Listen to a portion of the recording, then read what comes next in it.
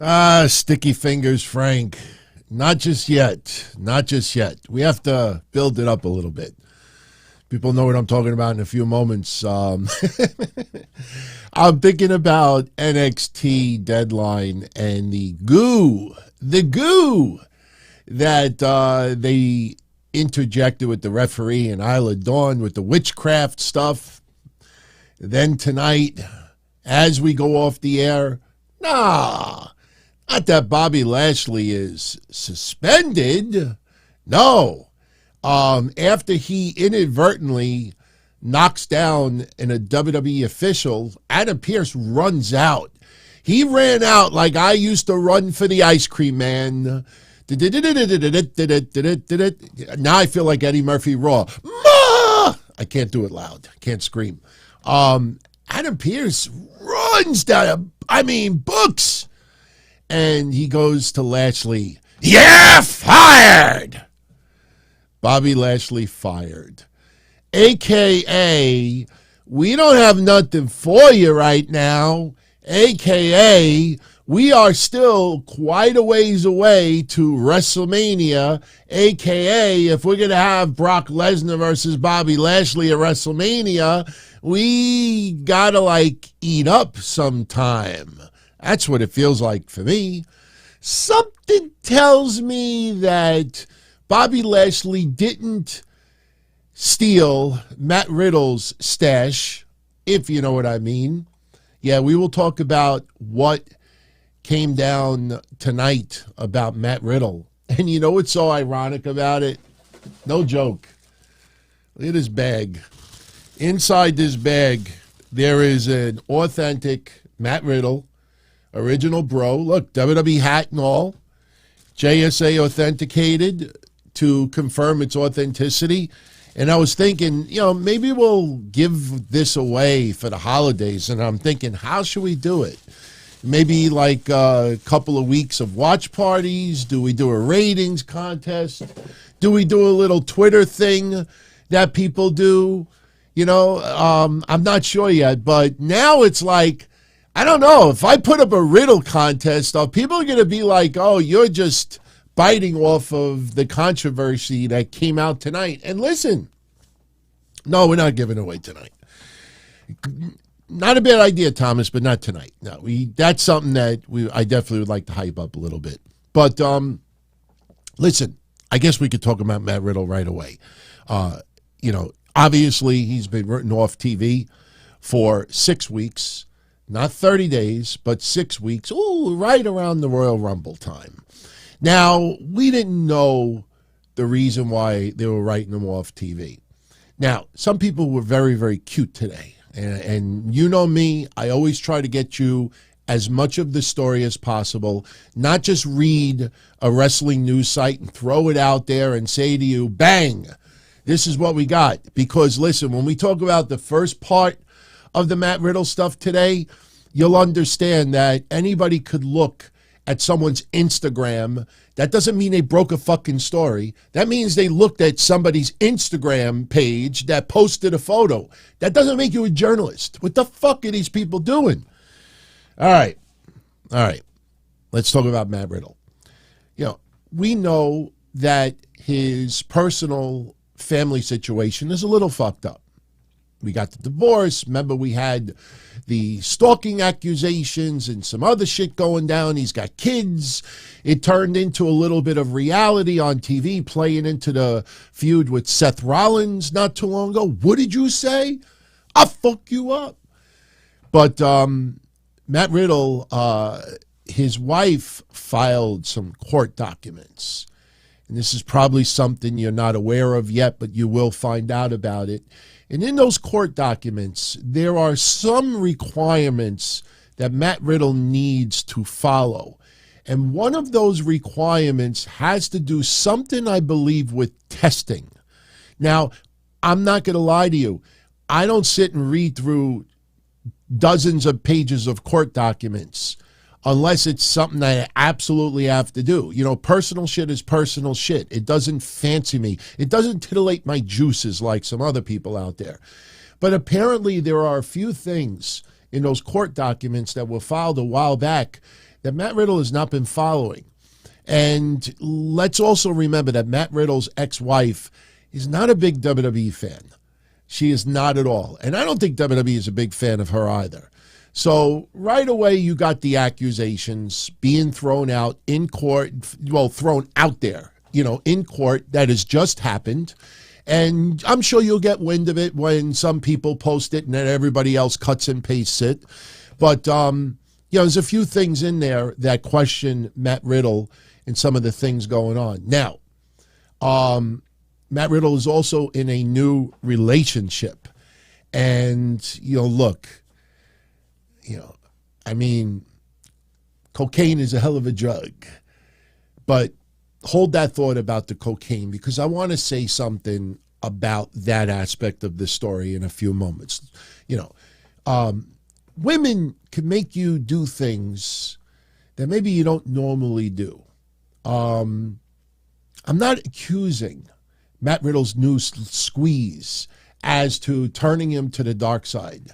But anybody that has followed a lot of my annoying growing up Don Tony stories in the past, you know that, when I was much, much younger, I dated a girl who was very much into the snowflake, if you know what I mean.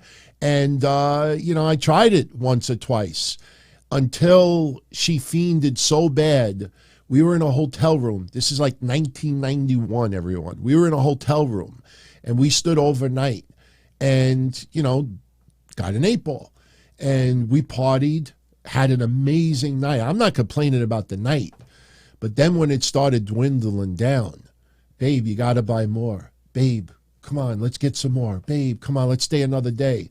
Oh, man, I got to fucking work this weekend. I got shit to do this weekend. Come on, babe, please, please. And there was a little left, and I got so angry that the dresser that was in the room, I just took the rest of it and went, how do you like that? And it went on the floor, and I swear on Jesus Christ, I will never do another show again if I'm lying. This girl, my ex-girlfriend, actually went on her hands and knees, and there was a bunch of white powder on the floor, and she started sniffing the rug like a fucking dog, like, Huckleberry Hound or whatever. She smelled it like a bloodhound. I'm like, what the fuck are you doing? She was fiending for it so bad that I don't remember what I did. I definitely didn't go on all fours and say, dish, dish, dish. No, I was very, very, that was one of the reasons why I never got into it, because I saw firsthand what it could do to people. And my God, this is not, you think we went to some posh 4-star hotel? No, we went into a place where you pay like $80 and you get the whole night. And the whole room reeks of Old English, So I'm not saying that Matt Riddle's new love interest, Misha Montana, adult film star, Misha Montana. If you are over 18, you do a little social search on her, you'll find some interesting stuff. Again, if you're over 18, and, there are some interesting things written about her if you dig deep enough. I don't know anything about her.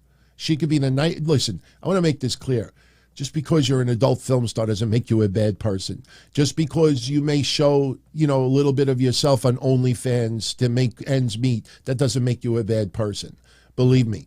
I have friends that have OnlyFans. And, if you can make the money, go, God bless you. You don't think that if I was 50 pounds lighter and maybe 15 years younger, if there was any way that I could kind of make you don't think I would think about it or at least fantasize it? Me, look at me. I kind of look like gorilla, But anyway, that is Matt Riddle's new love interest, Misha Montana. Now, along with the new relationship with Misha. Oh, and by the way, how people found out about this relationship, they didn't break no scoops, everyone. Basically, Misha Montana posted this photo of her kissing Matt Riddle at some type of a bar, a sports bar. And, people saw, oh shit, she's with Matt Riddle. And it started to circulate. Some jabroni wrestling news site picked up on it. and reposted the photo. That's not breaking the story. That's, hey, I just look what I found on Instagram. So she's the one that kind of let the cat out of the bag. But along with this relationship, there may be a suspension. Now, if you watched Raw tonight, Elias paid a very interesting tribute to Matt Riddle. You know, first did a little instrumental, and then he's paying tribute to Matt Riddle through song. The bongos are there. A picture of Riddle is there. Shit, even Elias took what looked like a joint. He said, let me roll this out. You know, so you ask yourself, wow, they're making 420 jokes about a guy who a lot of people online are claiming that Matt Riddle is suspended for not sniffing his forearm, but doing lines. That's the word going around. And what really disgusted me about it tonight. Now, look, if Matt Riddle was doing coke, yeah, he deserves to be suspended, period. No questions asked. What pissed me off about it tonight is that everybody and their mother ran with it, and no one has gotten any confirmation from WWE. We don't know for 100% certainty if this guy really did get suspended for blow. So, you know, that's why if you notice on my synopsis, I wrote narcotics, because we don't know. Some people early on, you know, claimed that he was caught doing weed, but that's really not something WWE suspends for anymore. So no one knows the actual story. And look, it could very well end up being that, you know, that is why he's suspended. But Jesus, instead of trying to like get verification, people are just running with it and making, and like I said, you know, for WWE to do 420 references tonight, if this guy was caught doing blow or something serious, I don't know, under the Triple H regime, that they would throw it out there and almost mock it. I don't know if you feel what I'm feeling about that. I just can't picture them just joking about any drug use if this guy just got suspended for drug use. I don't know. So I'm not saying that he did, and I'm not saying that he didn't. But obviously, because every single place is talking about it, I have to share it with you. But I will say this. If it ends up that these people got it wrong, oh, if I was Matt Riddle, get your fucking lawyer and sue those fucking fools that threw that shit out there, and sue everybody else with a established business that, you know, kind of like tried to profit off of it. You know, that's what I would do, seriously, because, you know, making an accusation like that publicly, that shit will haunt them for 20, 30, 40 years, you know, even if it's not true. So, look, we don't know the whole story. All we know is that Matt Riddle is off TV for the next 6 weeks, right around Royal Rumble time. Number two, it comes off that WWE is very sympathetic for Matt Riddle. I mean, again, watch Raw tonight, listen to the commentary, listen to everything that led up to it, you know, listen to Elias's tribute and everything else. Does that sound like someone who may have got caught doing blow, you know, and got suspended over? Or does this sound like something maybe a little bit more complicated? So, just throwing it out there. Leave it to Twix to say that it's a work. Leave it to Twix to say that it's a work. It's not a work. So, anyway, once I get the rest of the information about Matt Riddle, I will definitely share it with all of you. I promise you that any information I get will be accurate or it will not be talked about. So, okay. So, yeah, so that is what's going on with Matt Riddle. You know, up until 3 hours ago, this was a non-issue. Other than his new love interest, there was really nothing else. So, big deal, big deal. All right, we're going to talk briefly about Raw tonight, which I thought was an okay show. You know, there's some big storylines progressing today that maybe if the overall show, and yes, look, the stuff with Gargano and Miz and Dexter Lumis, it just won't end. But I think there's going to be a major shift in this storyline. Keep your hope, everyone. You may not like what I'm about to show you, but I think it all comes together. You remember when I even joked last week and I said, could Nikki Cross and Dexter Lumis cross paths? No pun intended. That actually may end up happening. And I'm going to show you why. First off, we had a segment where Dexter Lumis, by the way, I love this freaking artwork. I love his artwork. Basically, Dexter Lumis drawing. And I don't know, everyone. I kind of saw a little subliminal message here. Let's look at this closely. To the moon. Could that be a little shout out to Cameron Grimes? I don't know. Cameron Grimes and Dexter Lumis have a storied past if you followed NXT. Them basically trying to figure out what to do with the money. So they had an idea. They go to the merchandise stand and they claim to buy all the merchandise. And then they're going to go to ringside and they're going to give the merchandise away to the kids. Now, let's go one step backwards. We'll get back to that segment in a little bit. Before they got the merchandise, before they went to ringside, before the Miz got involved, before the stipulation for next week's ladder match, technically Money in the Bank, if you think about it, Money in the Bank ladder match, we had something else. I'm going to show you this first. A little backstage segment with Johnny Gargano, Dexter Lumis. They're drawing, trying to figure out what to do with the money. And Candice LeRae shows up, and they're having a little bit of a conversation. Now, something that we have noticed the last 2 weeks that a lot of people still have yet to see it. Does anything look interesting in this picture other than Johnny looking like he might have seen a ghost? Dexter Lumis kind of looking as stoic as he always is. Candice LeRae with a look on her face like, honey, what the fuck is wrong with you? Now, let's zoom in a little bit. Oh, and there's Nikki Cross again. Nikki Cross stalking. Who is she stalking? Is she stalking Candice LeRae? Is she stalking Dexter Lumis? Is she stalking Johnny Gargano?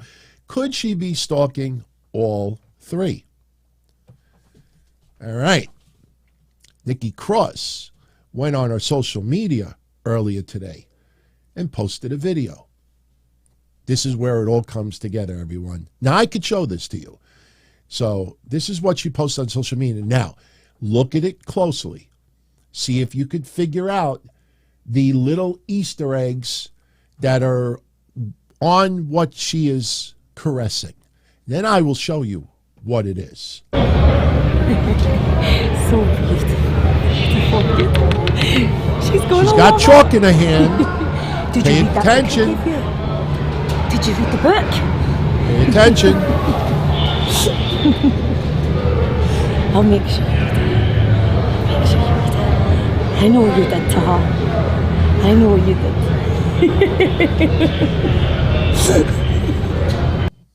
did. Okay. Now we're going to focus just on one thing today. The Bray Wyatt Easter egg stuff was fun, but some people got pissed off because we looked into everything. Tonight we'll just look into one because I'm a little tired. I'm sure you want me to move on to other topics. So if you want to dig a little bit deeper, the floor is yours. Do whatever you want. But if we zoom in a little bit closer, we see a date that Nikki Cross drew.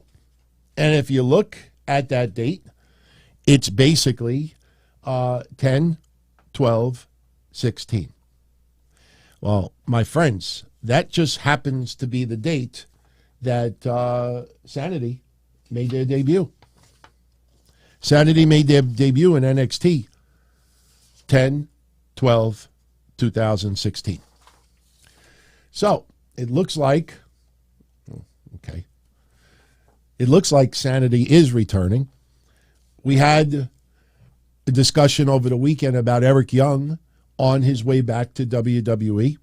Now, remember, Sanity, the group, included Nikki Cross, it included Eric Young, It included Killian Dane. It included Sawyer Fulton and Alexander Wolf. Now, I don't know about Alexander Wolf returning. Killian Dane, I think, is a very good possibility.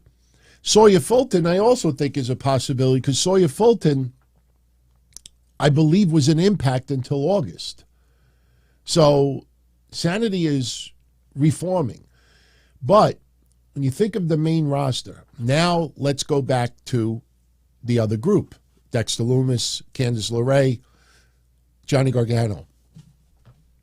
Sanity probably will consist of only 2 men, maybe 3. So what I think could end up happening is Nikki Cross ultimately will attack Candice LeRae. Now, we have not seen Candice LeRae go out to the ring with Johnny Gargano yet. There's been backstage segments, but not out to the ring. So I think the day that we see Candice LeRae out at ringside with Johnny Gargano will probably be the day that Nikki Cross shows up, attacks Candice LeRae. You might have Killian Dane. You may have Sawyer Fulton. We don't know. Or Eric Young as well. And they will leave Dexter Lumis and Johnny Gargano laying. And I think your next feud is going to be Sanity versus Dexter Lumis, Candice LeRae, Johnny Gargano. It kind of seems like that's where they're going with this. So I figured I'd share with you. So, like I said, Raw tonight maybe not have been one of the better ones, even though a couple of things, I think, when you actually think about it, when was the last time a Raw gave you 4 or 5, big twists? Because we already talked about 2 of them. Bobby Lashley fired, Sanity reforming.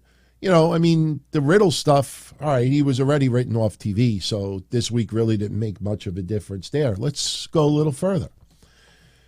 So we had Elias tonight take on Solo Sikoa. Unfortunately, he lost. Solo Sikoa is not losing any matches anytime soon, unless he's in a tag match and someone else will get pinned. Actually, Solo Sikoa did lose this weekend, I believe. Yes, he did. He was not pinned, but there was an 8-man tag that I'm going to talk about in a few moments. But Elias is going to take on Solo Sikoa tonight. Solo Sikoa has Sami Zayn in his corner. Elias has nobody because Riddle, unfortunately, is out for the next 6 weeks. So who does Elias approach, interrupt an interview segment? Believe it or not, Kevin Owens. Kevin Owens is doing an interview segment talking about Riddle, talking about and here comes Elias. And Elias actually has the audacity to ask Kevin Owens, hey, could you watch my back tonight? Could I count on you at ringside?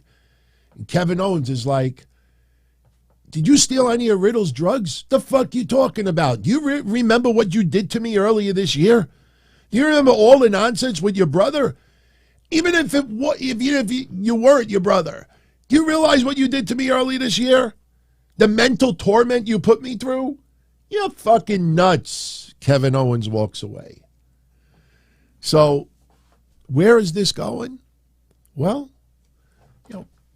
Puxatawny Phil, I don't know if he sees his shadow or doesn't see his shadow. You get like 6 more weeks of winter. Did Puxatawny Riddle, because he just shaded everyone with what he did, are we now going to get 6 weeks of Elias and Kevin Owens making a strange alliance? The comedy fodder that could end up with this? Think about it. I'm not saying I like it. I know some of you are like, ooh, Kathy Kelly. Yeah, she knows she's got it. She flaunts it. Good for her, man. But think about it. I know, not everybody loves comedy in wrestling, but I think about the Sami Zayn Uzi stuff and making the Bloodline corpse a little bit. I think Kevin Owens and Elias, because we got to eat up time, everyone. Remember, we are still a long ways away from WrestleMania.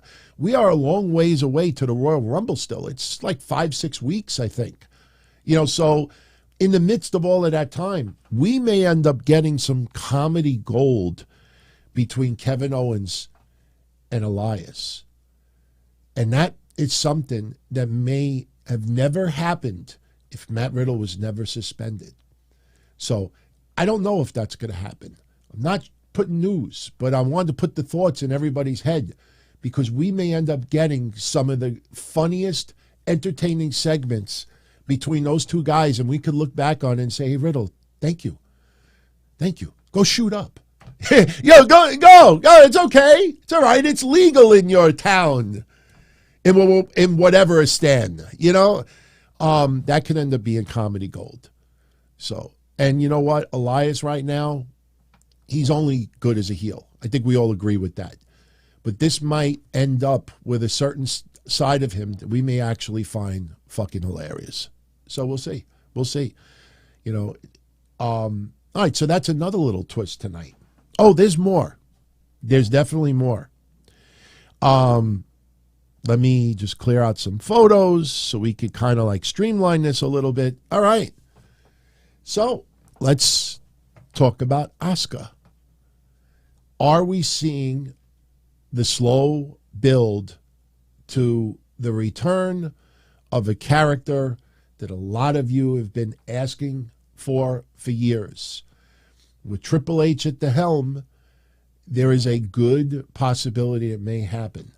Now, social media, sometimes the storyline feuds, the fake feuds on social media get really, really annoying. But it also could be a place where you could kind of drive your character a little bit. And if something gains momentum, WWE will talk about it on social media. The Nikki Cross thing is a perfect example of it. Now, they did not mention that with the Sanity build, but everybody else on social media is talking about it, and it'll catch on. And then when Sanity does show up, at least we don't have in WWE Excalibur that'll make everybody, they'll talk as if we all have to know already.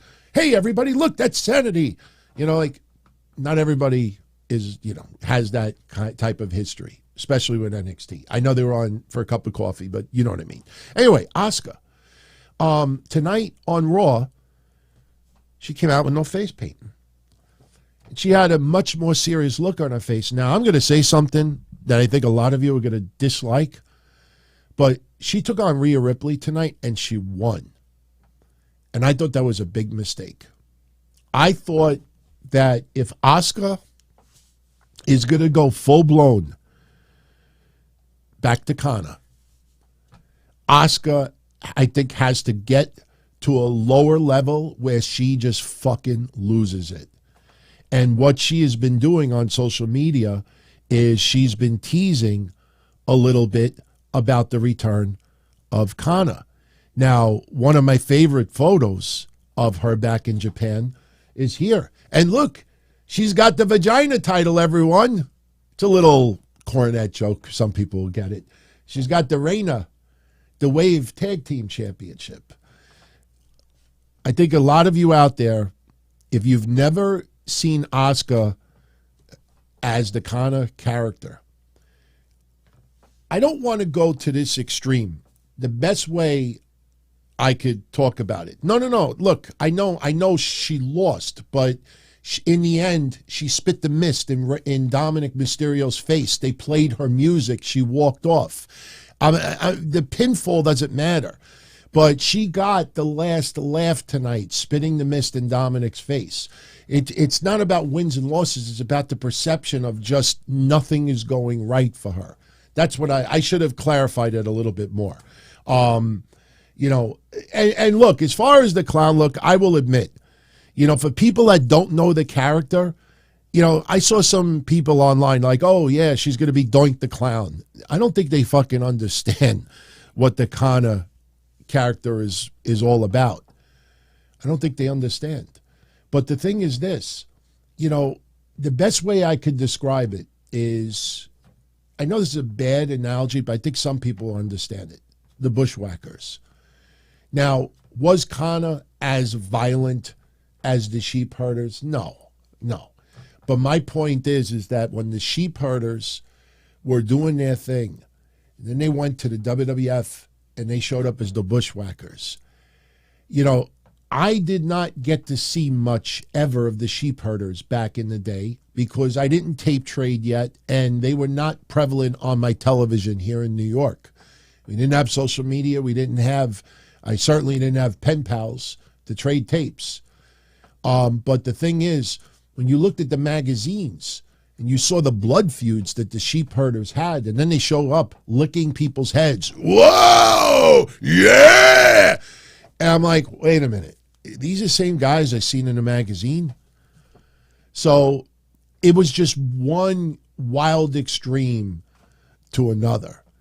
This is kind of the opposite of it.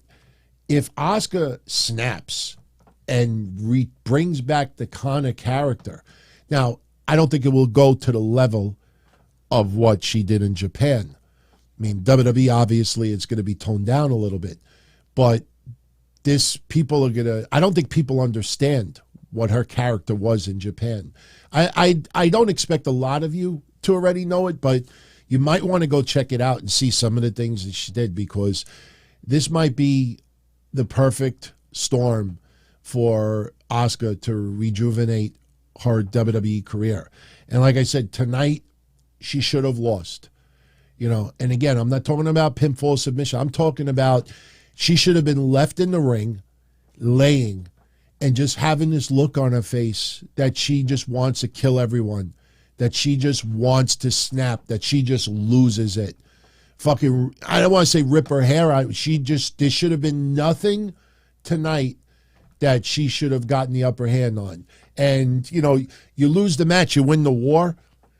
She spit in Dominic's face. By the way, when Dominic went to the back, how funny was that? Did you catch the one-liner that Damian Priest did? I honestly thought Dominic was going to laugh.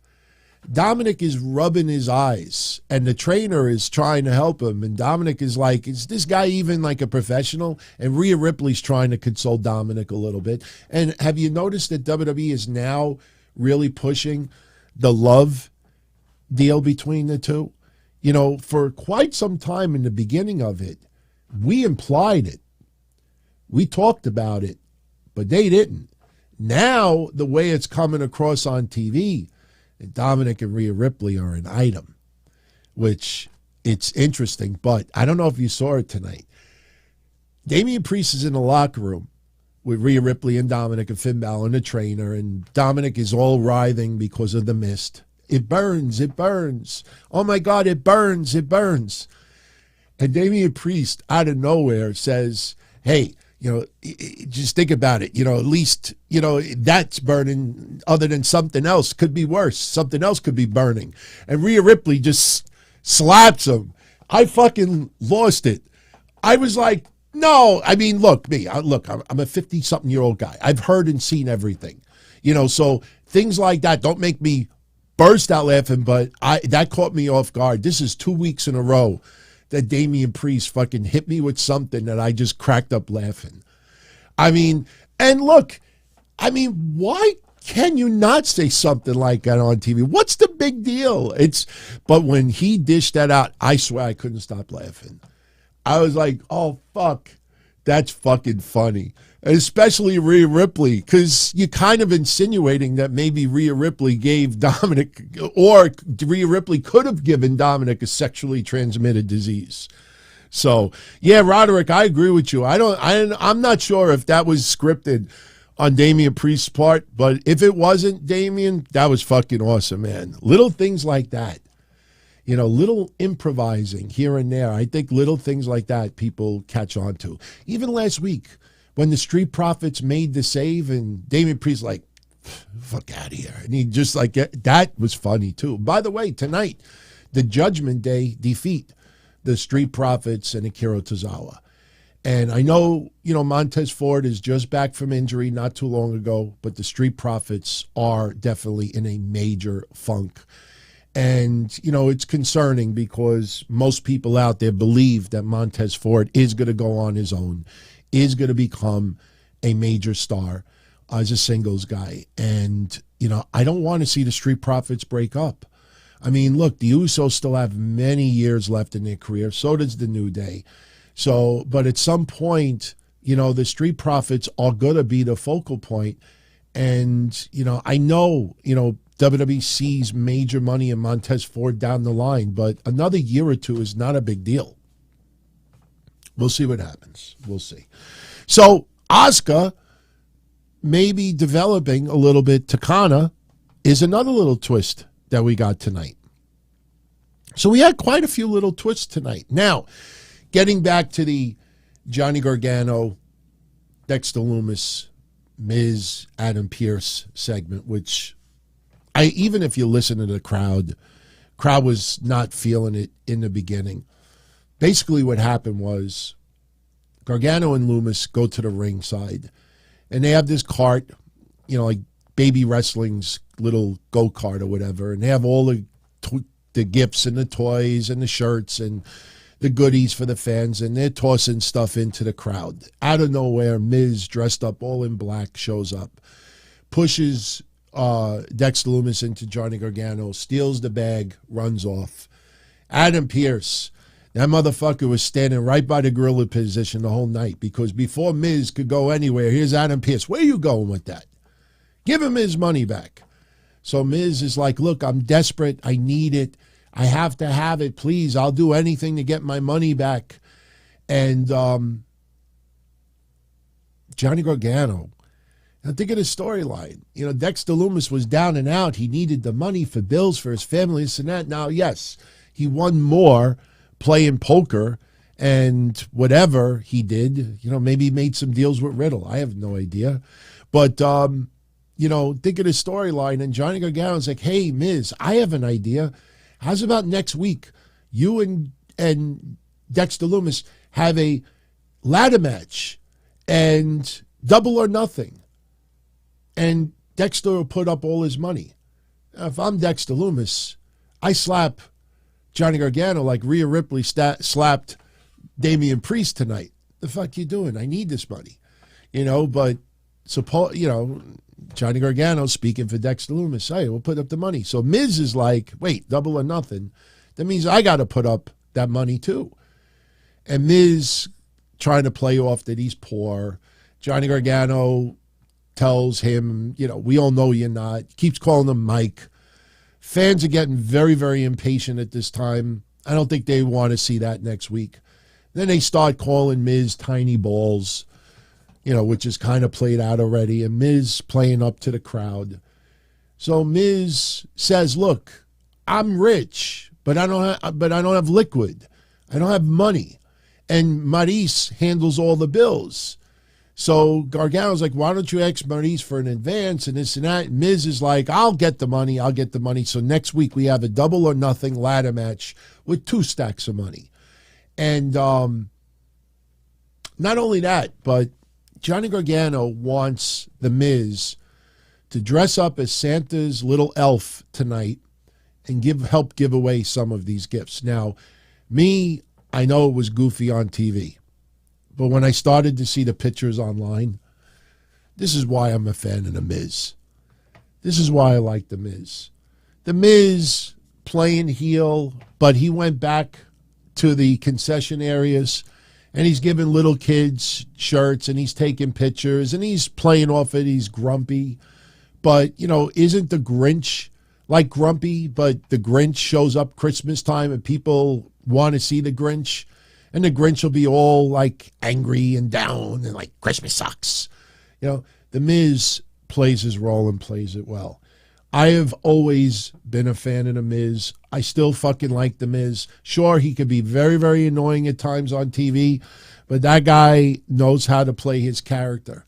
He knows exactly what his role is, and he does it well. So I like it. So there's a whole bunch of other pictures online if you want to go check them out. So, all right.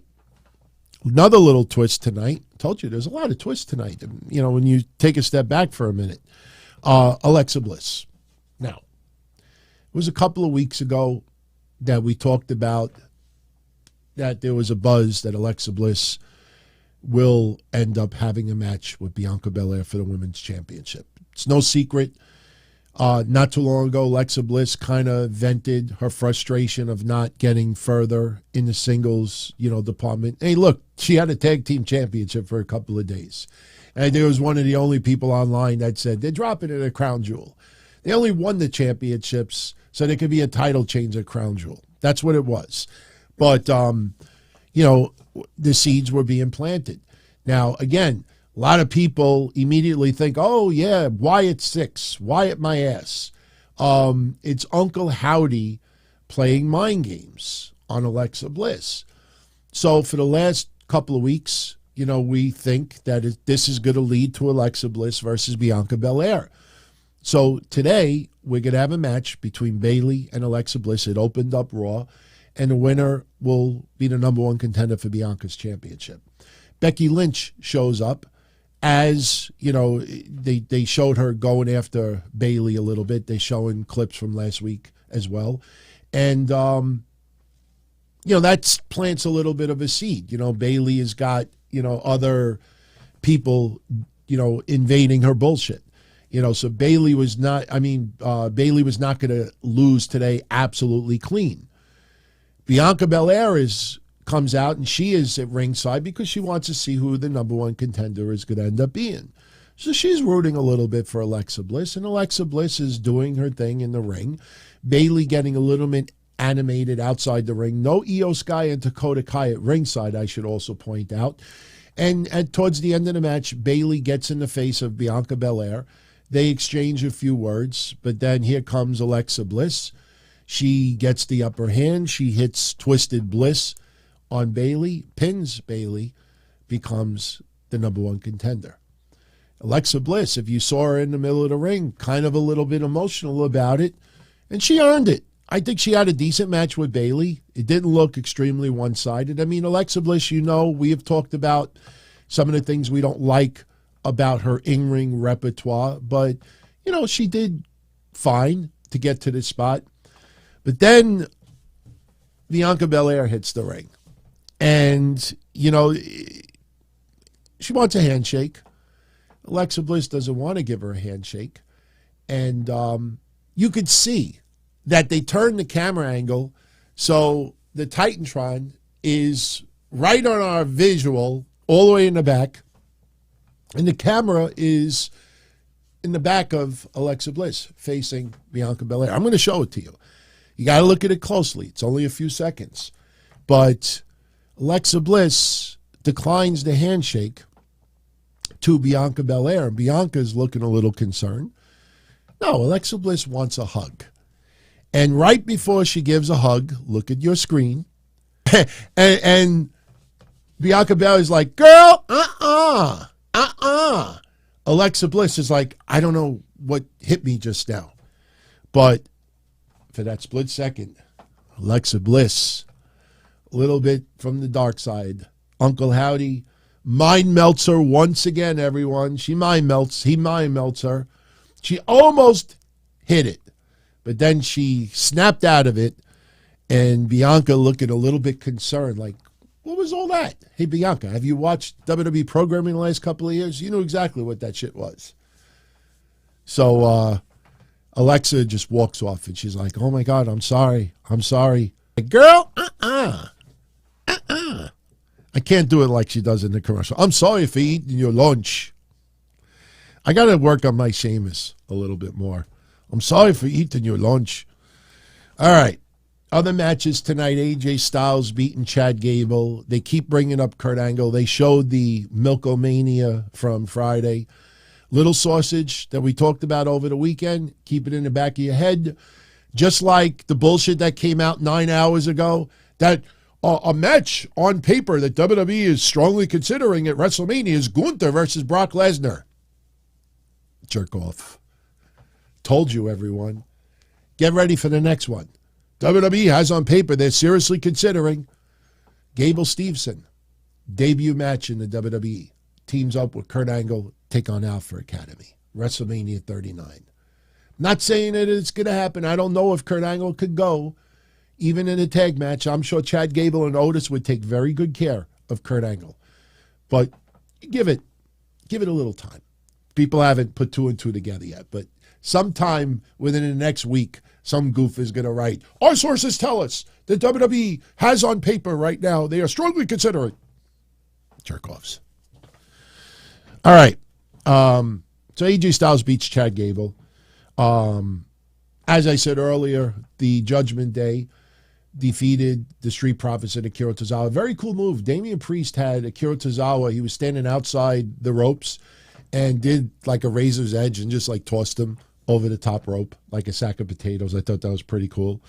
Io Sky over Candice LeRae. Man, that crowd wouldn't get into that match for nothing. And they had some bangers in NXT. And I thought this match tonight was a lot better than the crowd reacted. The match was pretty good tonight. Unfortunately, Candice LeRae pretty much lost clean. And, that 50-50 booking. If you start looking at, I told you, look at a lot of the stats of the women, especially over the last 3 months. It'll blow your mind how many people are right around 50%. Elias loses to Solo Sikoa. After the match is over, Solo Sikoa, Sami Zayn trying to do a little bit of extracurricular activities. Here comes Kevin Owens with a chair. Kevin Owens whacks Solo Sikoa once. He falls out of the ring. Sami Zayn gets out of dodge before Kevin Owens could do anything to him. And Elias is still in the ring. And KO, he takes the chair after he hits Solo Sikoa in the back once, throws it down, and he's standing just scoped looking at Solo and Sammy. And here comes Elias slowly walking towards Kevin Owens in the ring, and you know what's going to happen. Kevin Owens hits him with a stunner. So we'll see what happens over the next 6 weeks, but I think Kevin Owens will probably see a segment next week. We're in the back, and Elias will be like, why did you do that to me last week? Thank you for coming out there, but why did you do that? And Kevin Owens will probably be like, what are you, nuts? Why did I do that to you? You remember what you did to me all year? So we may see this little bit of a comedy relationship between the two. I hope because I think it'll be good.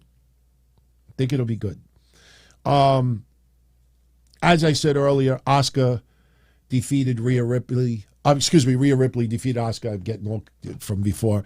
That's what happens when you're talking about you lose, but you win. Asuka should have been pinned, clean, screwed. And I thought that was going to happen. Dominic with the interference, usual shit as always, but there should have been no redemption whatsoever. Asuka hitting the mist on Dominic. Dominic, it burns, but at least it's not, something else. Damian Priest. Then we had the main event. I honestly thought Dolph Ziggler was going to get involved. He cut a promo right before the match started, talking about Austin Theory for the most part. And we're going to get the number one contenders match of Seth Rollins versus Bobby Lashley. Now, remember the seed planted last week. Hey, Bobby, I don't want to see, you hit Pete Williams. I know it was an accident, but don't do it again or else. What do you mean or else?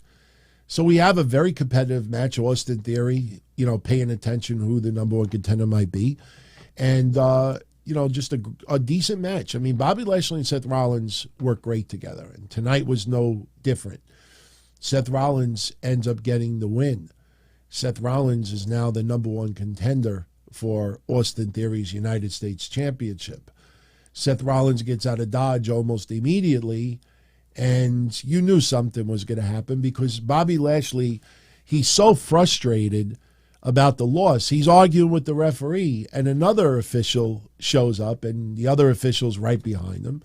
So Bobby Lashley is not paying attention, and Bobby Lashley lays out the official that's right behind him. He realizes that he fucked up.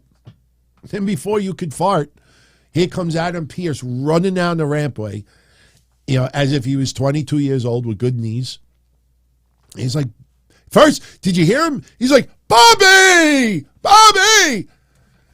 He just like wailing, like Bobby just ran over his cat or something. And he's livid at Bobby.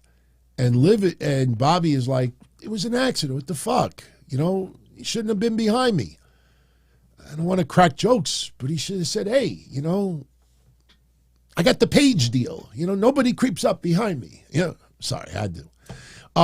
It's no joke. But Bobby Lashley is like, look, it was an accident. Adam Pearce starts acting like a dick. So Bobby Lashley gets a little physical with Adam Pearce. And here we're thinking, okay, you're suspended. No, they go full blown. You're fired. Bobby Lashley's fired. And you got some wise-ass fans at ringside. Na, na, na, na. Hey, hey, hey. Goodbye. And that's how we go off the air. Bobby Lashley fired from WWE. Oh, I'm sure right now on social media, there's Bobby Lashley is all elite. He will be the mystery partner of Saraya. Oh, God. All right. By the way, main event results. You'll definitely want to know about this one. First of all, Malik Blade and Idris Inofi lost to Cedric Alexander and Mustafa Ali. But another match went down. Dana Brooke beat Kylie Rae. Kylie Rae is back. That was the rumor. She is back in the WWE. She did lose to Dana Brooke, so just let that sink in a little bit. But Kylie Rae has a new name. She will no longer be known as Kylie Rae in WWE. Her new name is Briana Ray, and it's spelled R-A-Y, like Bubba Ray. Briana Ray. So that is her new name. We don't know if she's going to be Raw, SmackDown, or NXT. I think she will go to NXT. And if anybody's going to say to me, why did they change her name if she's going to NXT? Well, Alba Fire, think about it. I think the end goal is to have Kylie Rae on the main roster. But right now, look, you lose to Dana Brooke, with all due respect. You lose to Dana Brooke. The only justification is that, she's an NXT star. NXT is still one step below. So, it's like a minor league player in baseball that does great in the minor leagues, and he comes up for a cup of coffee in the major leagues and bats 110. He's just not ready yet for the major leagues.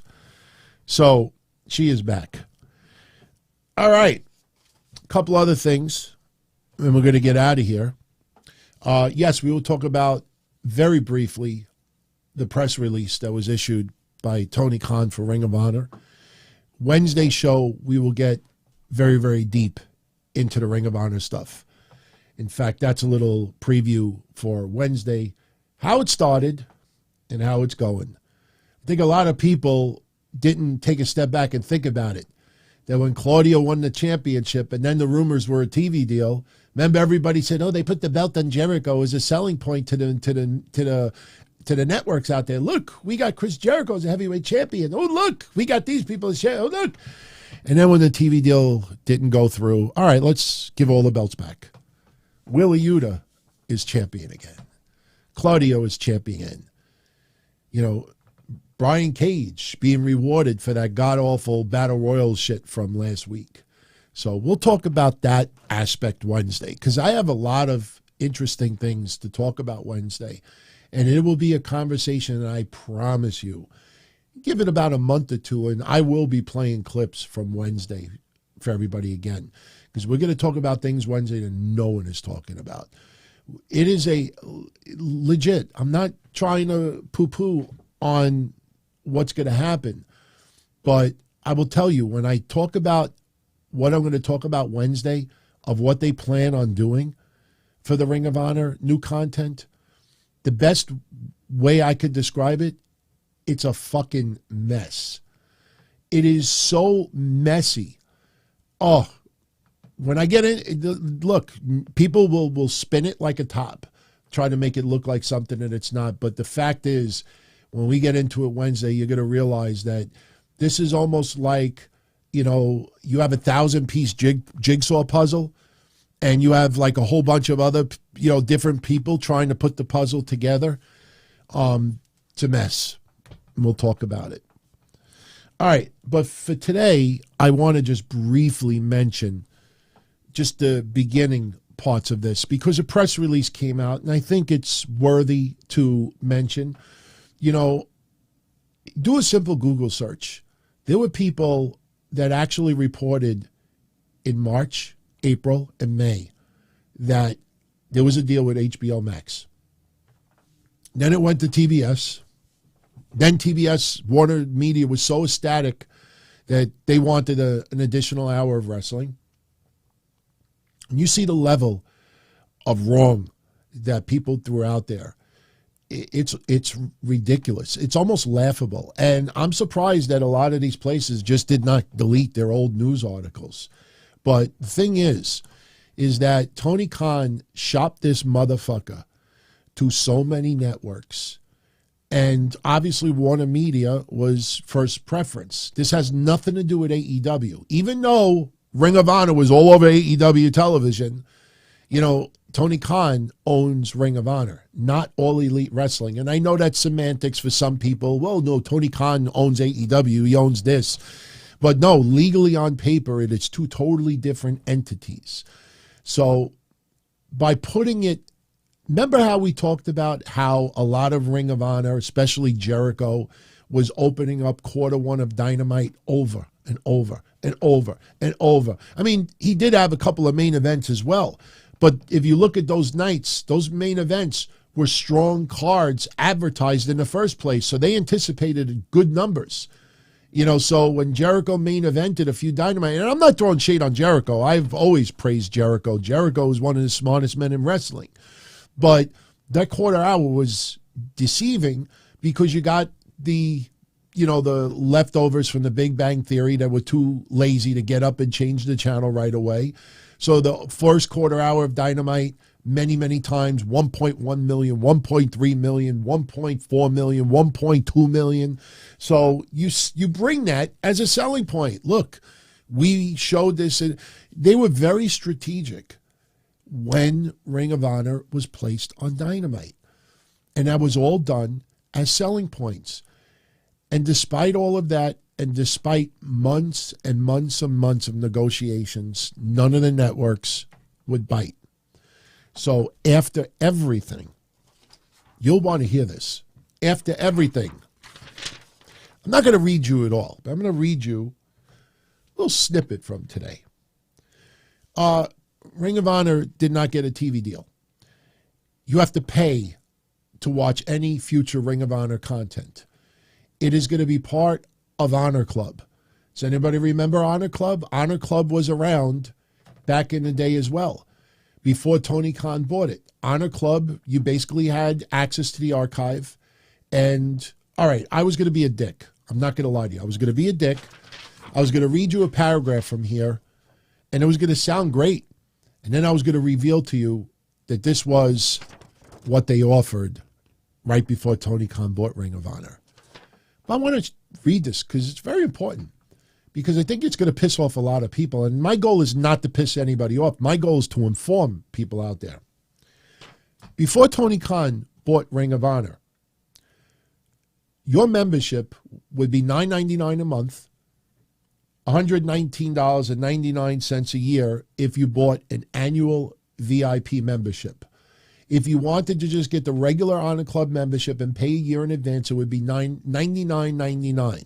So you get a little bit of a discount. But in case you were not aware, check out what you got before Tony Khan bought Ring of Honor. This is what you got with Honor Club about a year ago. Ringside members, this is their membership, will automatically become Honor Club members until their subscription expires. Okay? Honor Club memberships also include access to all Ring of Honor event ticket pre-sales and 15% off of all Ring of Honor branded products in the Ring of Honor Pro Shop. And then it goes on. Fans can choose whether they would like to pay $9.99 a month or a discounted $99.99 for a year. However, for the ultimate Ring of Honor experience, and this is where you want to take note, fans will have the option to purchase an annual VIP membership for $119.99. That's $20 more. That package includes all of the features of the standard membership, the 20-year library, everything that was offered before, but it also gives you free access to Ring of Honor pay-per-views. Free access to Ring of Honor pay-per-views. This deal now with the press release, if you want to see a Ring of Honor pay-per-view in the Tony Khan era, you have to wait 90 days before you get it on the network. The next Ring of Honor pay-per-view, you have to pay $40 like everybody else. If it stays only $40. Here's the press release that was issued over the weekend. Not going to read everything, but the beginning part about the content being available going back to 2002 is the same as Honor Club as before. So it says fans can sign up immediately for Honor Club for just $9.99 per month by visiting watchringofhonor.com. Honor Club is available via the ROH app, available on iOS, Android, Roku, and Amazon Fire TV. Now, here's where it gets interesting. The relaunched platform features updated functionality where fans will be able to enjoy thousands of hours of ROH content, including classic matches from the full Ring of Honor TV archive, hundreds of pay-per-views and special events, same as before. Tony Khan also announced plans for a weekly Ring of Honor television show to be solidified at the top of next year. Pay-per-view events will be available for viewing on Honor Club 90 days after they happen live, with live broadcasts still airing via Bleacher Report. So what this means, everyone, is that Honor Club is coming back like before. And it's not a TV deal. So they could call it television because you watch it on your television. But the actual truth is that it is a streaming content. It is streaming, and you have to pay for it in order to watch it. So any Ring of Honor content that is new going into next year, you have to pay to watch it. Nothing is free. It's not going to be on YouTube. It's going to be through the app. All right, just because you watch the app on the TV doesn't mean it's a TV deal. If that's the case, I got a TV deal. Jason Solomons has a TV deal. Every fucking indie promotion out there has a TV deal. What are we negotiating with TBS for? I already have a TV deal. Look, you can watch me right now on my television. Look, I'm watching myself. It's not a fucking TV deal. And as I said yesterday, shame on anybody in AEW and the news media who keeps people on a string that, oh no, the TV deal could change in a couple of months. You think they're going to relaunch Honor Club and make people buy one-year memberships just for 3-4 months from now to have an actual cable TV deal? This is staying on their platform, a streaming service. Now, one last thing, and then we'll move on from this. We'll have a deeper conversation on Wednesday.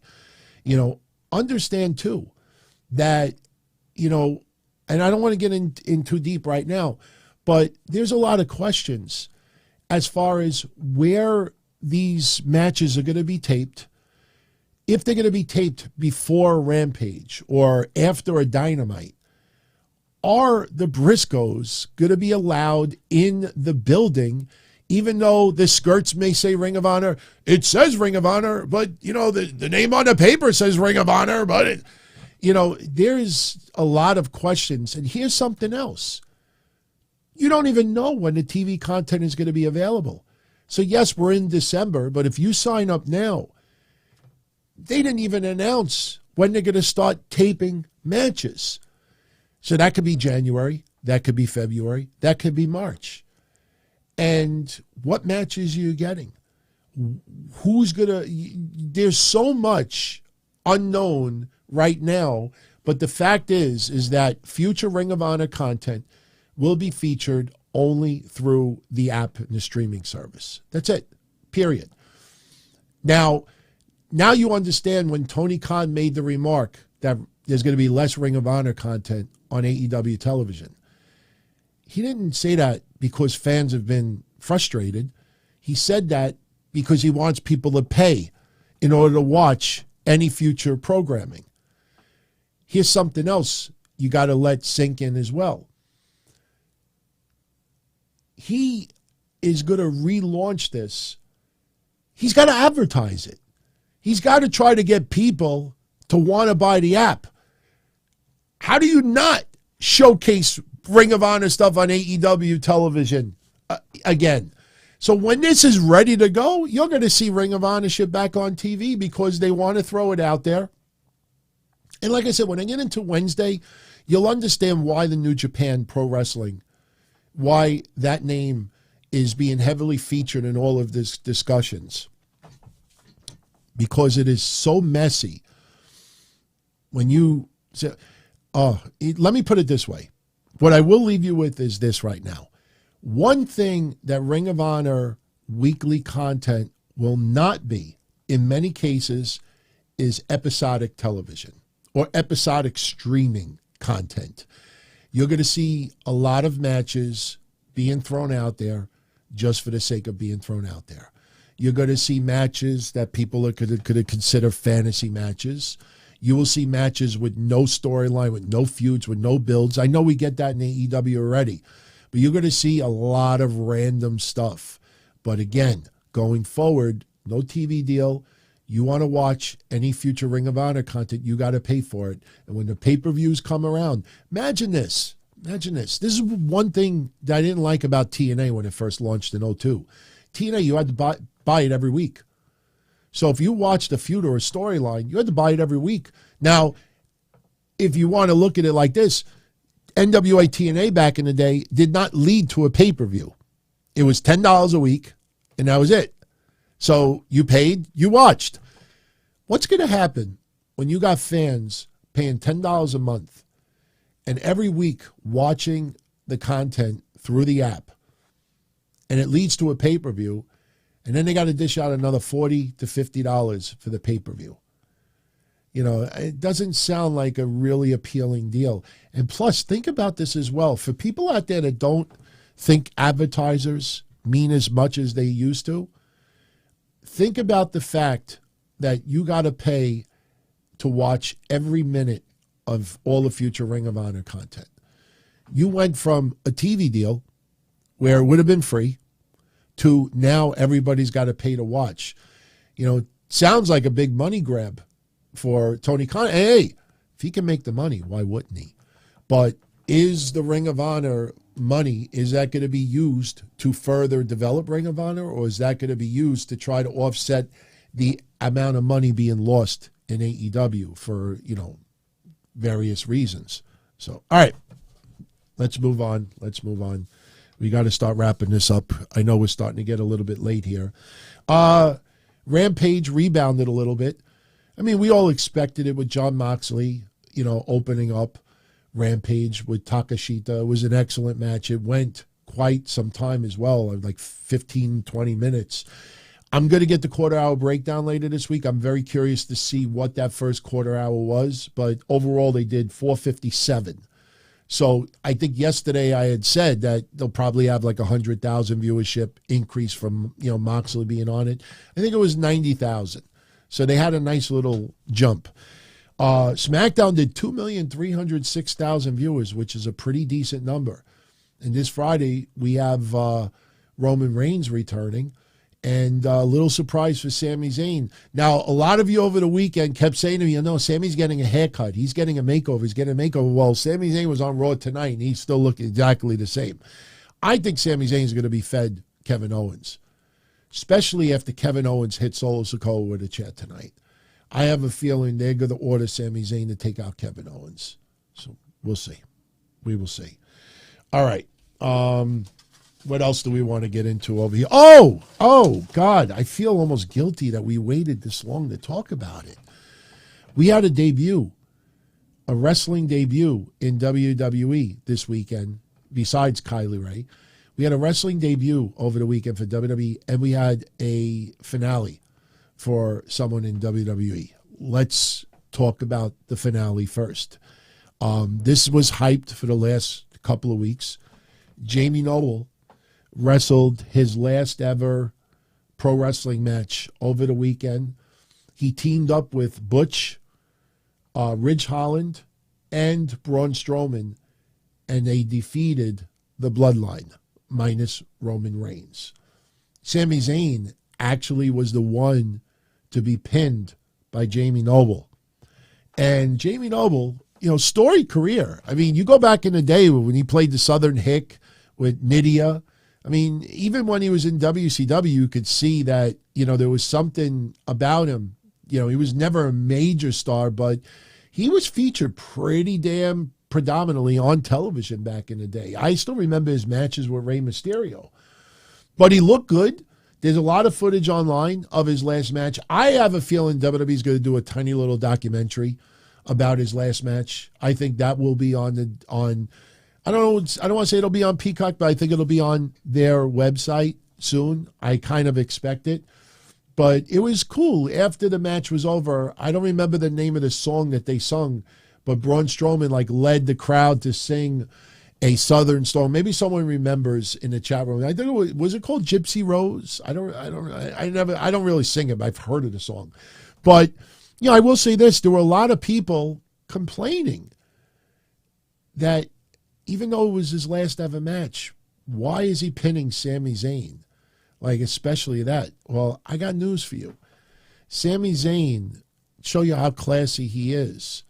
All right, this was the match over the weekend. Sami Zayn posted this little tribute to Jamie Noble. He says, and I quote, "An emotional night. I'm humbled and honored to have had the privilege of sharing a ring with Jamie Noble tonight in his final match. Very few actually know how much Jamie has contributed to this industry. One of the great minds for this business and an unsung hero at WWE. Grateful." Very, very classy on Sami Zayn's part. And it was very interesting because when people were bitching about Sami Zayn being pinned by Jamie Noble, once he posted that, most of the complaints stopped. I mean, some people just didn't know that he wrote the tribute, but very, very respectful on behalf of Sami Zayn. So thank you, Jamie Noble. Thank you. Some of his stuff with Seth Rollins in recent years pissed me the fuck off. People remember. But overall, he had a great career. And, hey, never say never. I mean, look, if he wants it, hopefully WWE gives him a job for life. But maybe one day, if he's let go, maybe he does wrestle again. Was he 45 years old? He's not that old. He could still go. He looked great yesterday. So congrats. Someone who did have a debut in the ring over the weekend. I don't have any footage of it. I seeked it, couldn't find it. Scarlett. She teamed up with Karrion Kross, and they defeated Madcap Moss and Emma. Mixed tag match. From some of the reports going around online, Scarlett looked pretty good. I think a lot of people have never seen Scarlett wrestle before, but, she's decent. She's not going to tear the house down with her wrestling capabilities, but she's better than people think. And, they had the mixed tag over the weekend, and they were victorious against Moss and Emma. So I figured I'd share that with you as well. So, with that said, I think we are done. Oh, no, we are not. Probably should have been the second story we talked about tonight. Maybe it was good that we waited towards the end to talk about this because WWE has not made any announcement yet. There's been no press release. I hope that after I say this, you take note at the news media who fawn over AEW and pay very close attention on how they are phrasing this about William Regal. Rumors started coming out today that William Regal, when he returns to WWE in January, that he is going to have an executive position. I say it like that for a reason. Now, all the places that are telling you over the weekend and you will not see William Regal on WWE television in the year 2023, that is based on what they believe was the conversation with him and Tony Khan. I told you, you will see William Regal, even if it's a cameo, you will see him appear on WWE television before the end of 2023. A lot of people still don't know this, and it came out over the weekend, because William Regal did an interview. But Vince McMahon let William Regal out of his 90-day no-compete early so he could start in AEW. So Tony Khan is kind of like returning the favor to William Regal. William Regal, when he debuted, when he did, they may have had to wait another 2 months for William Regal, AEW fans. Vince McMahon, who was still in charge at that time, let William Regal out of his contract early so he could start with AEW early.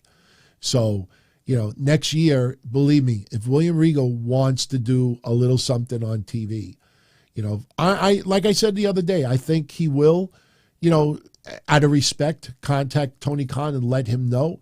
I don't think there's much Tony Khan could do. Tony Khan is not going to complain because by then William Regal is so beloved, Tony Khan will look like an asshole, especially people who rub it in his face. Hey, Tony, didn't Vince let him out of his contract early so he could work for you?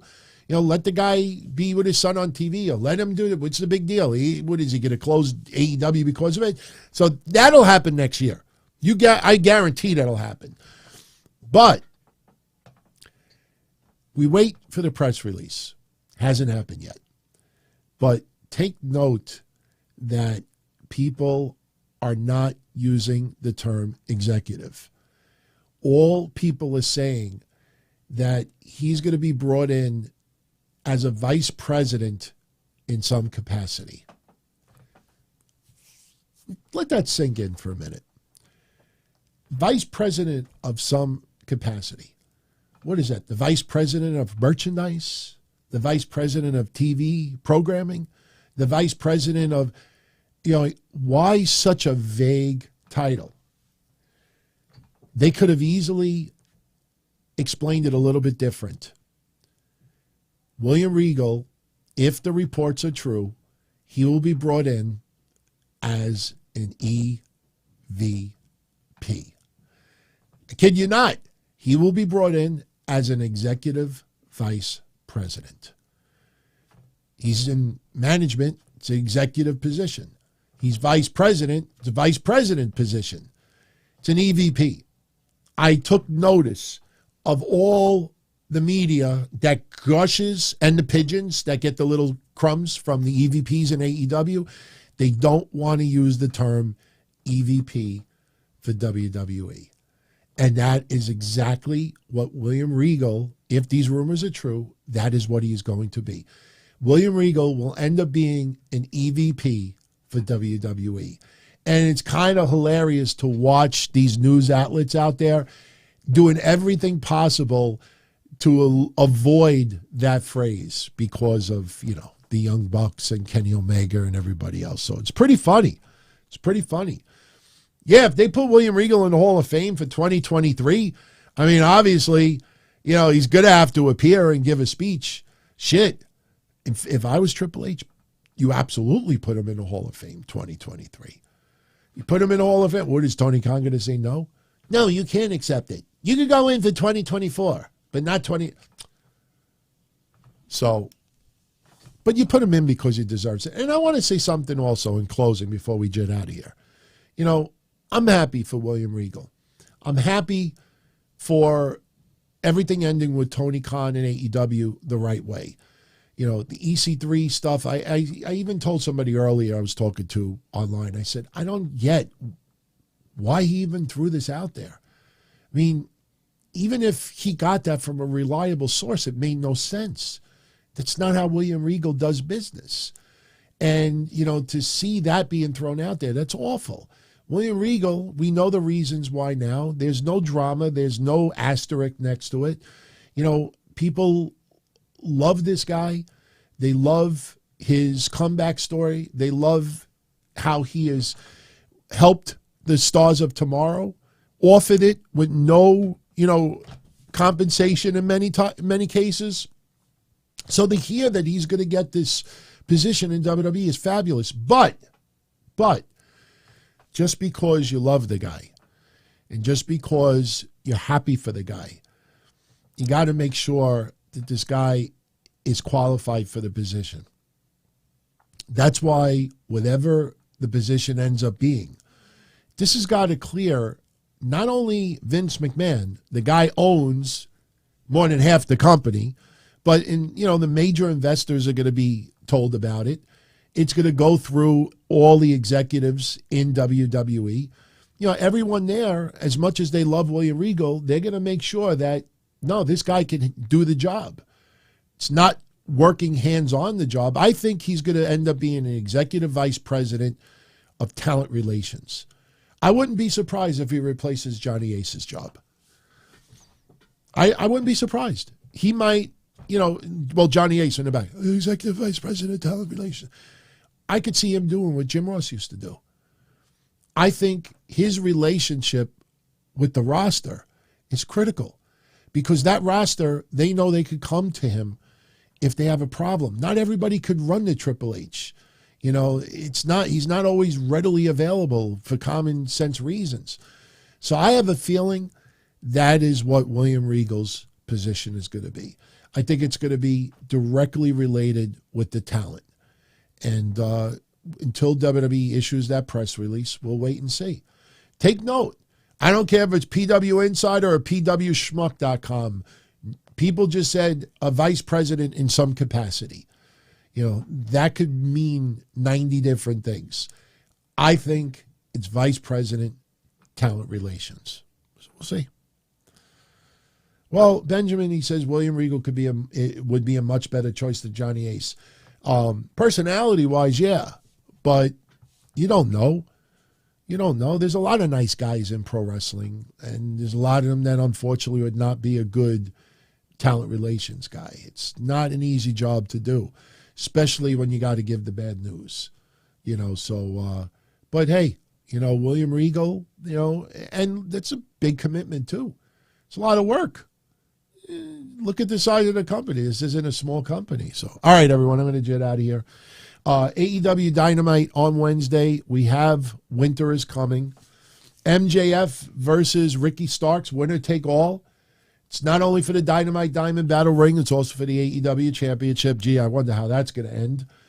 Ruby Soho against Ty Mello. We're going to have the Death Triangle versus the Elite. Match 4.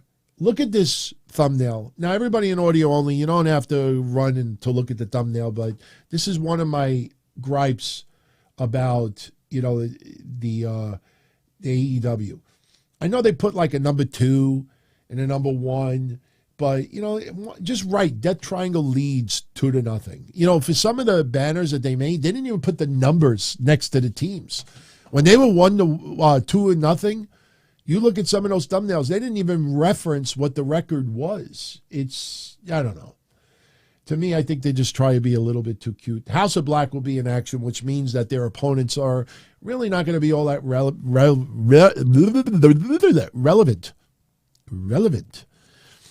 NXT, The New Day, will be appearing. We will talk Wednesday as far as who is rumored to be taking those NXT tag team titles from them. Might surprise some people, the names being thrown around. 2 teams, but one is the front runner right now. That'd be pretty funny if Sangha and Veer, it's not them, but they were considered, especially going into India. I will let you know that. We'll talk about that Wednesday. Lyra Valkyria will make her NXT debut. We'll have Damon Kemp versus Duke Hudson, Von Wagner versus Odyssey Jones, and Toxic Attraction will take on Katata Chance and Caden Carter once again. There's other things going down as well. So, guys, gals, it's been real. I'm going to go jet out of here. And if you enjoyed tonight's show, smash that thumbs up.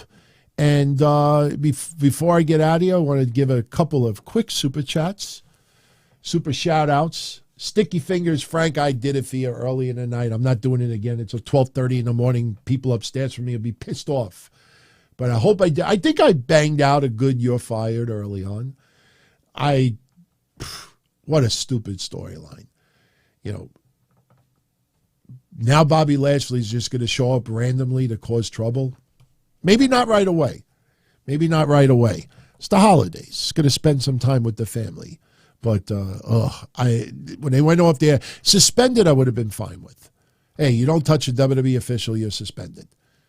Unless we get something goofy next week where Triple H overrides Adam Pearce, or Adam Pearce issues a statement that I jumped the gun and I was very, very upset and this and that.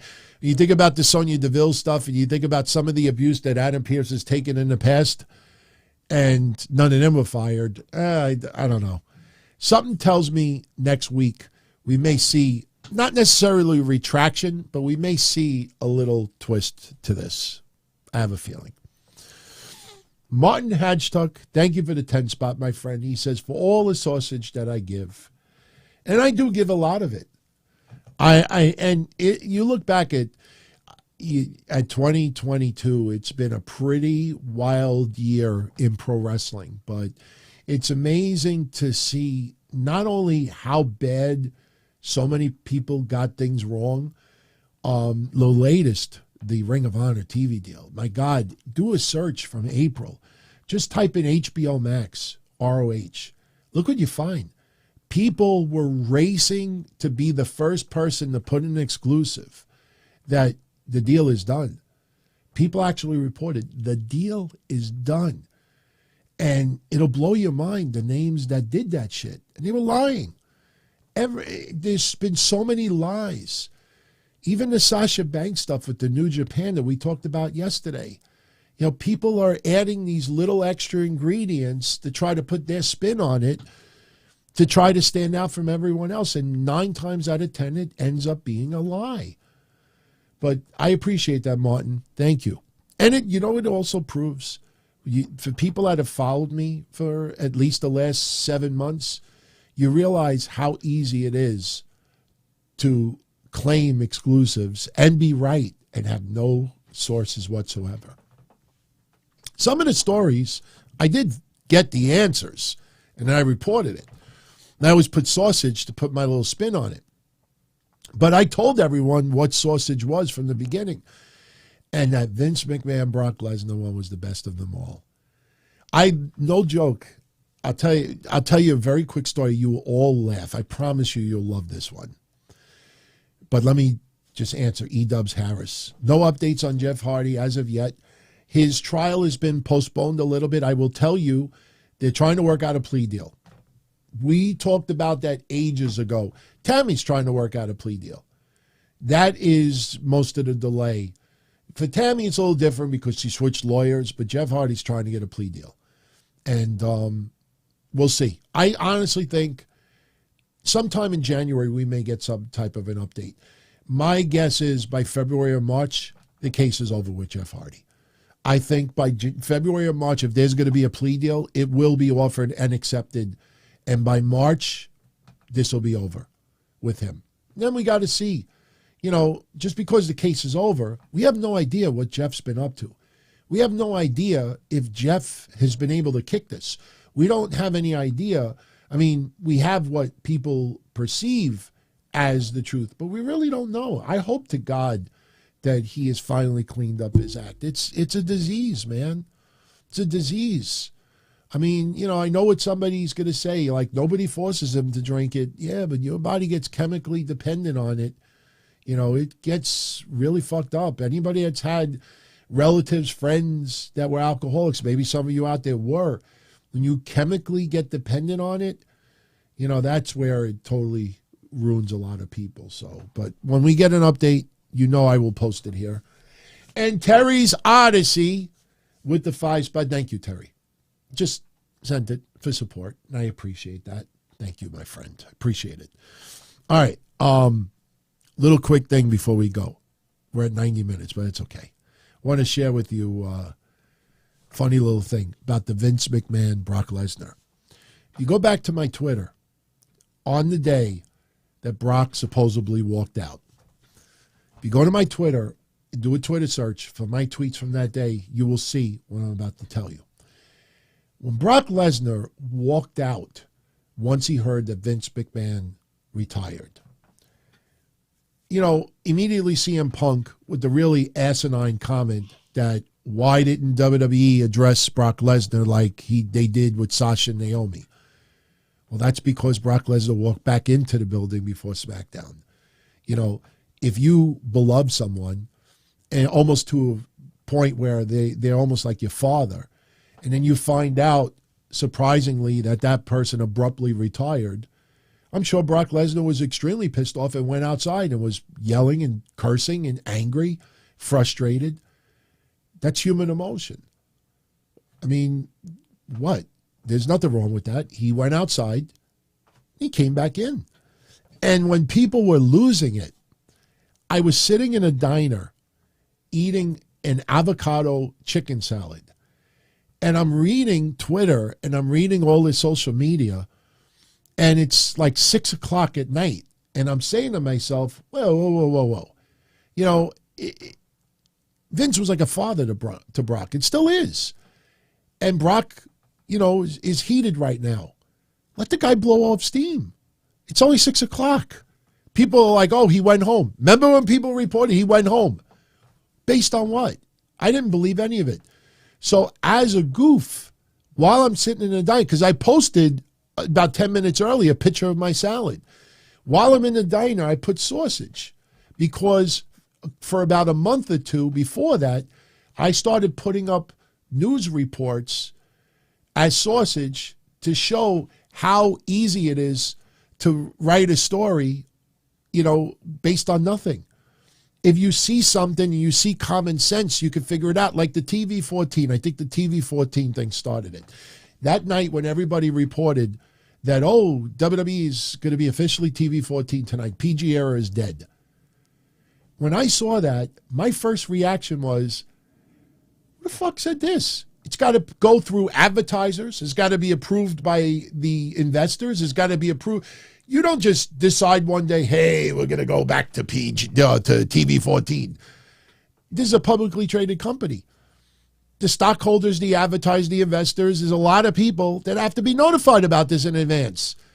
And when I saw that, I'm like, ain't no fucking way it's going to be TV-14. I even wrote that day. I said, ain't no way. And sure enough, that night it wasn't TV-14. And then people are like, oh, no, it's next week. Oh, no, pay-per-view. WrestleMania.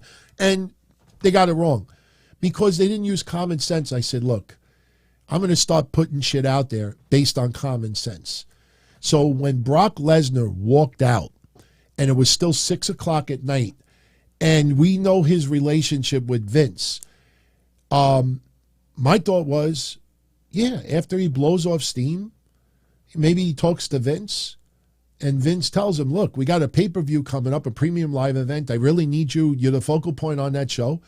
You know, what was it, SummerSlam? I think it might have been. And, you know, I can't see him walking out on WWE because Vince still owns more than half the company. It's still a family-owned company. So 2 hours before, I went on social media and I wrote sausage. Brock Lesnar spoke to Vince McMahon, and Vince McMahon told Brock Lesnar, if you walk out of WWE right now, you walk out on me, you walk out on my family, you walk out on everything that we built. Please do not leave WWE. And Brock Lesnar cooled off, went back inside. That was common sense. There was no connections. There was no sources. I didn't text anybody, didn't email anybody, didn't have any connections that knew Vince or Brock at that time. I'm eating an avocado salad in a diner. And I said, let me show everyone how ridiculously stupid this shit is. And I put out there that Vince talked to Brock and Vince calmed him down and he went back in. And remember, that night he had the cowboy hat and he tipped his hat to the camera paying tribute to Vince. There was like 17 big-time news sites out there, some of them non-wrestling related, that reported my story and credited me. Credit Don Tony. Don Tony reports that Brock Lesnar got a text message from Vince McMahon, and Vince told him, if you walk out on WWE, you walk out on me and my family and everything we built. So please go back. And Brock Lesnar cooled off and went back in and appeared at SmackDown like nothing ever happened. And the whole thing was just me eating a salad based on common sense. Do a Google search. I could have taken all those articles that time and sent it to Twitter and got verified. That's how many places were reporting this. As I'm reading it, and I'm getting DMs from people because they know what it means when I write sausage. That means that I'm using common sense. Sometimes I actually do verify this stuff, but I put sausage so you know that I put it out there before anyone else. Not all of it means I'm just, using common sense and not sources. But just to show everyone out there how easy it is to claim an exclusive and you have no sources, no basis, no nothing.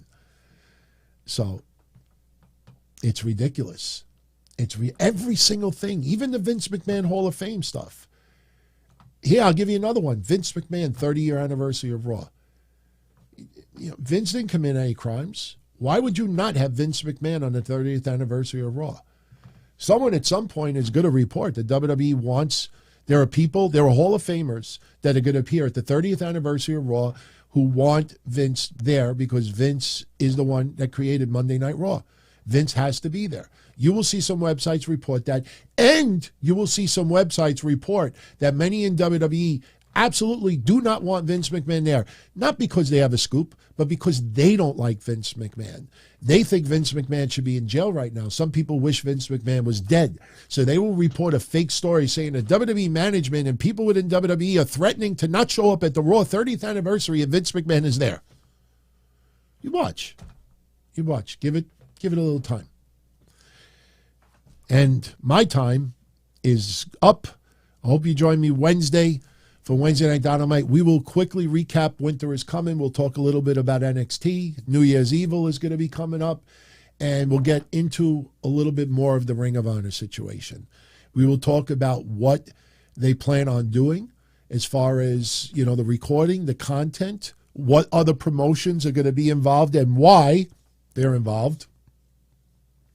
And we'll go from there. So, everyone, if you enjoyed tonight's show, take a moment, hit that thumbs up. If you're already a subscriber or channel member, I say thank you. For my friends out there in Patreon land, I will be live on Patreon tomorrow, right after NXT. I don't know if it's an off the cuff or not. I got to go check. But if it is off the cuff, I'll put a thread up tonight. And tomorrow or the day after, I should have the winners of the predictions contest from this weekend with NXT Deadline. So I hope everybody has a great night. Leave any comments to what we talked about tonight. If you have any questions left over that you want to ask, post them. And we'll definitely get into it. So it's been real, everyone. Had a blast as always. Get a good night's sleep for those that are in my kind of time zone. For everyone else that's just waking up, fuck you. I'm going to go grab myself some sleep. So you all take care, everybody. As far back as I can remember, I always wanted to be a podcaster. For me to live any other way was nuts. To me, those goody-good people who worked shitty jobs for bum paychecks and took the subway to work every day and worried about their bills were dead. I mean, they were suckers. They had no balls. If I wanted something, I just took it. I ran everything. I paid the bills. I paid the host. I even paid the masked maniac. Just kidding. Everybody had their hands out. Everything was for the taking. We always called each other good fellas. You would always hear from somebody. You're gonna like Don Tony. He's all right. He's a good fella. He's one of us. But if you're part of my crew, nobody ever tells you they're gonna get rid of you. It doesn't happen that way. There weren't any arguments or curses like in the movies. See, your haters come with smiles. They come as your friends, the people who've claimed they care the most for your life. And now that's all over. And that's the best part. Today everything is different. There's lots of action. I don't have to wait around for everything like everyone else. Oh, I didn't get the vaccine? Fuck you, vaccine me. Oh, your delivery guy has COVID? Fuck you, feed me. Right after I moved here, I ordered egg noodles and ketchup, and I got spaghetti with meat sauce. I'm no longer an average nobody, while they get to live the rest of their lives like a bunch of schnooks.